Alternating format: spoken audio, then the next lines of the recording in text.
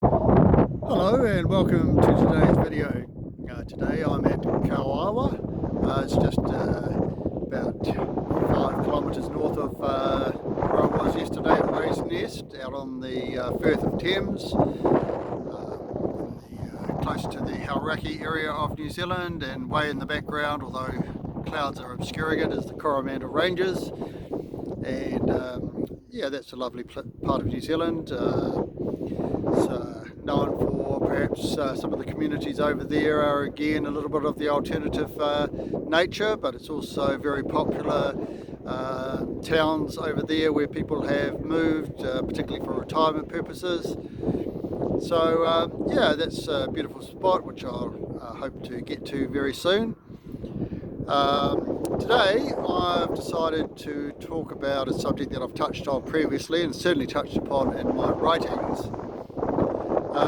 But I've put it all together and I'm calling it Psychedelic Coherence. And it might sound a little bit strange because, you know, if we're talking psychedelic and we're talking the use of psychedelics, can one get coherence out of such a thing? And I'm going to talk about it from my experience, and perhaps I'll just give you a little bit of background as to why I've come up with that subject. Just in the last few days and talking to people, just on one-on-one situations, and just seeing a few things pop up on my internet feed, videos and things that I might be interested in. It's just really prompted me to revisit that side of things, because as anyone who's read my writings or listened to any of my prior videos, I know that I have been to Peru and tried the plant medicines and other medicines there, and the component of those medicines, or the main ones that I've used, dimethyltryptamine, DMT. It's in the ayahuasca. Ayahuasca is a ancient plant medicine of the jungle of the Amazon, which is becoming more widespreadly known in the world these days, and many people visit Peru for ayahuasca ceremonies and ayahuasca retreats. I also tried Bufo alvarius, or sapo, which is a toad venom, which has the strongest known compound of dimethyltryptamine in terms of its psychedelic effects. So anyone who's, as I say, looked at my prior videos will know that I've talked about these things. And I haven't had extensive experience of those. I mean, first time I went there was in July last year, which was for a 1-week retreat in the Amazon, and so we had 4 ceremonies there, all with sort of different results for me in terms of my learnings and my insights and my visuals. And then once again when I returned in November last year to the Sacred Valley in Peru, when I had one further ayahuasca ceremony that I attended in the town of Pisac. And in my first retreat I tried the Bufo alvarius, which is the sapo. Just incredible result out of that. Anyway, just a couple of things that popped up on my feed that I've noticed in the last couple of days. One was just a reminder of 2 guys from the 1960s, a guy by the name of Timothy Leary, Professor Timothy Leary, kind of well known as a counterculture figure, and almost the father of LSD.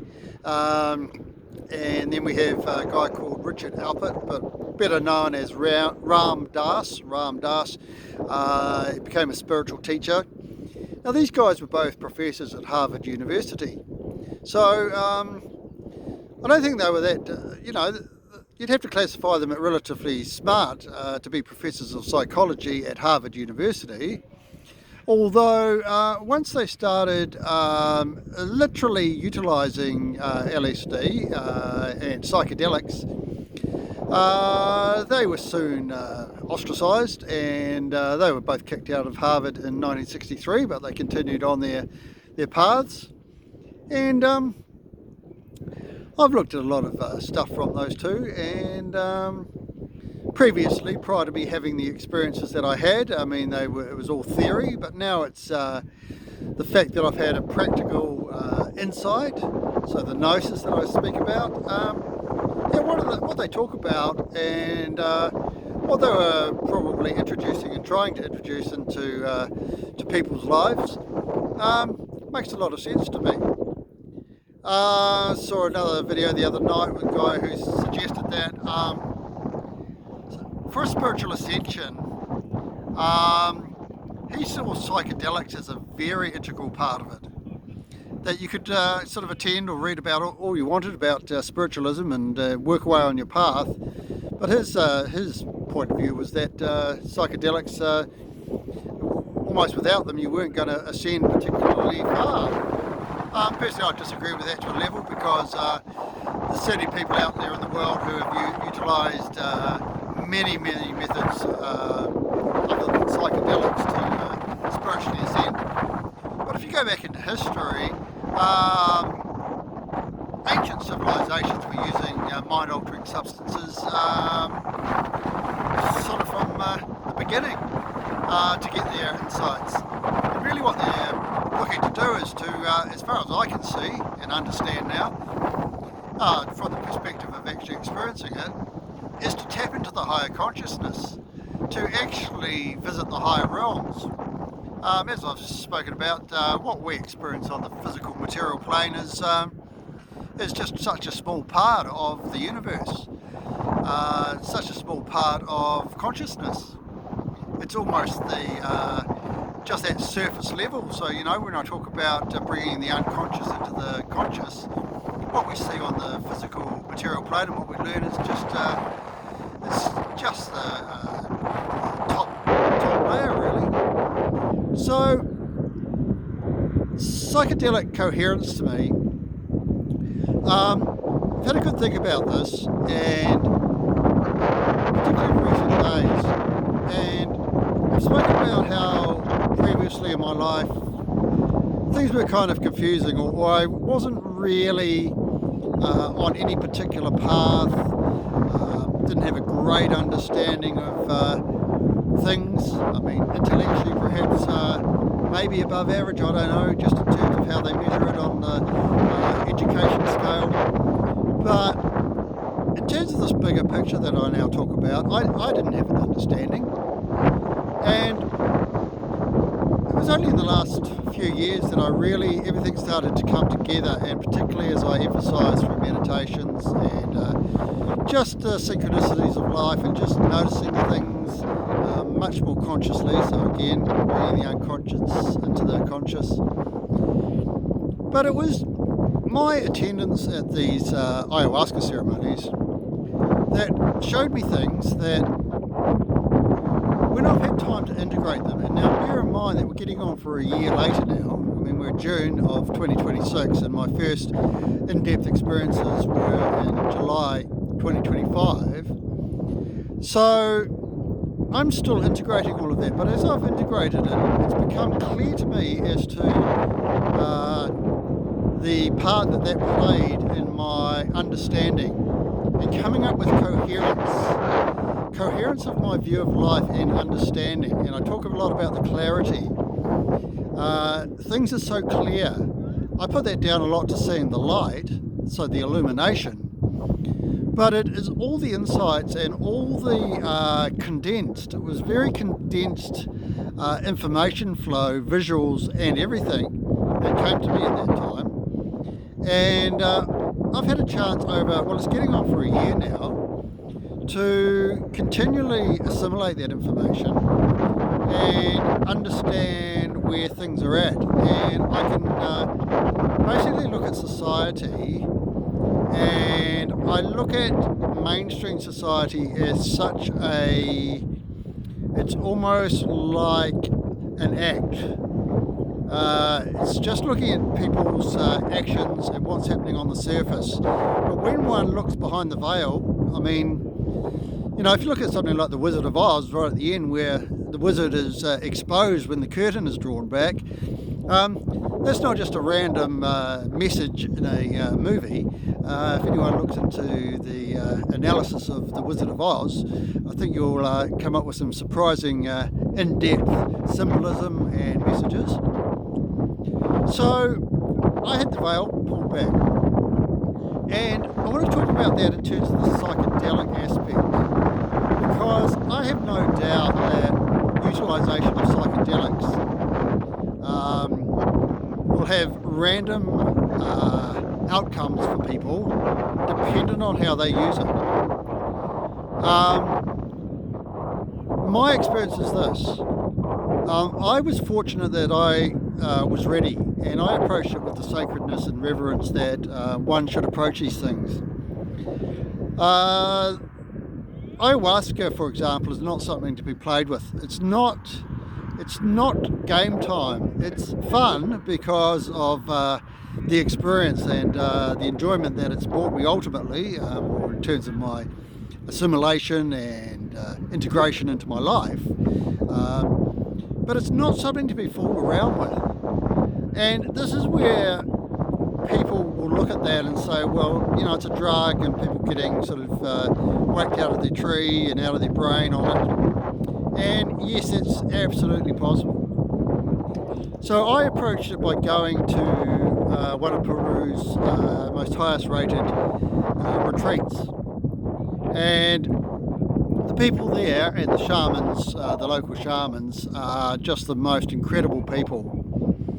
Now, if you compare that to, say, using ayahuasca or dimethyltryptamine, which can be made in synthetic form in a drug den, yeah, I don't know. I think you're going to get two really different results. In one, you don't necessarily know what you're getting, in the sense that the trust that you may have for where you're getting it and what you're getting and the people around you.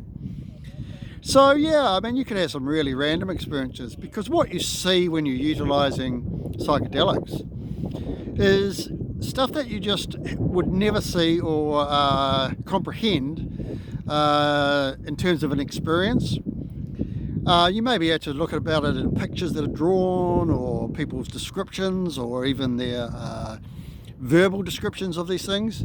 But until you actually experience it, it's miles away from what you would experience, and it can be quite confronting, shocking.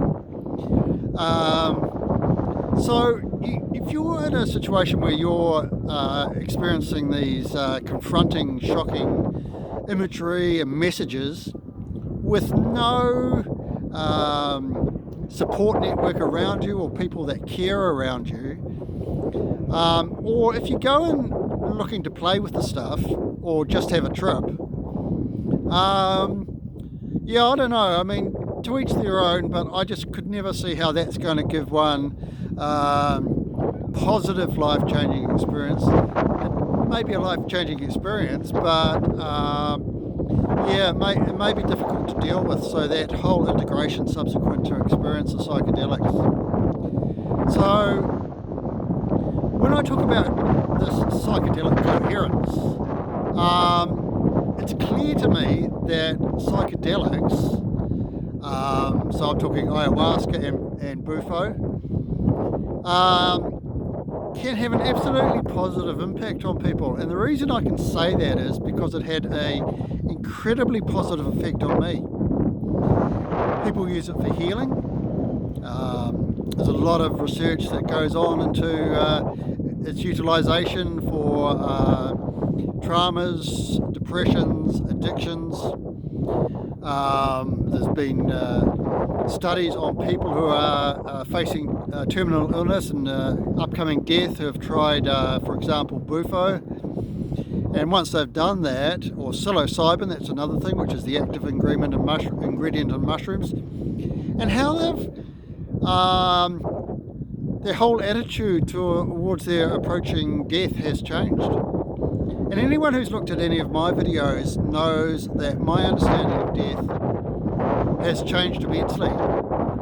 And to be able to face things with no fear because of my belief, and it's my belief, and it may be proven ultimately to be incorrect, but if it's proved to be incorrect, my experiences from what I got out of these psychedelics has given me an inspiration for life, a positive inspiration for life, so for my life in the first instance, and then for anyone else who I can share some of this light with. So While these things are generally illegal in most Western countries, I mean there are countries which allow it because of its kind of ceremonial and religious significance. But for example, in New Zealand, ayahuasca is illegal.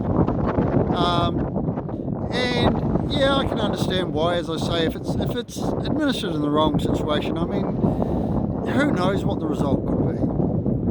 But June last year, just prior to me leaving for Peru, New Zealand legalised the use of psilocybin, so the active ingredient in magic mushrooms, but very, very controlled.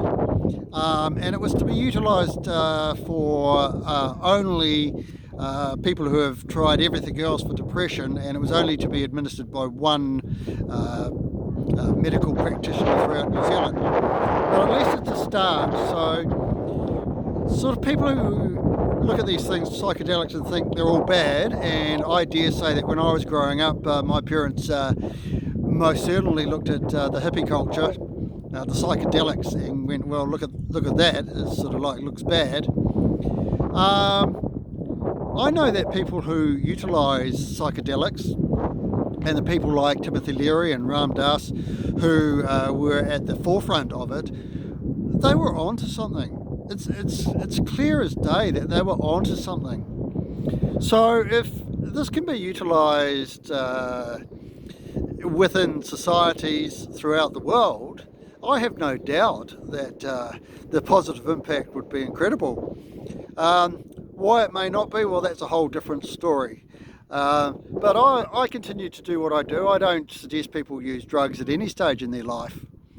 But having said that, if there is something out there that takes people to a much better place and can solve issues, then it should at least be investigated. So yeah, that's just my little story on what I believe of psychedelic coherence. So I believe I'm very coherent these days comparative to what I was.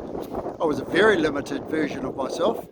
I'm now a very expansive version of myself, and every day I'm continuing to learn, and I put a lot of that down to those experiences that I've just outlined.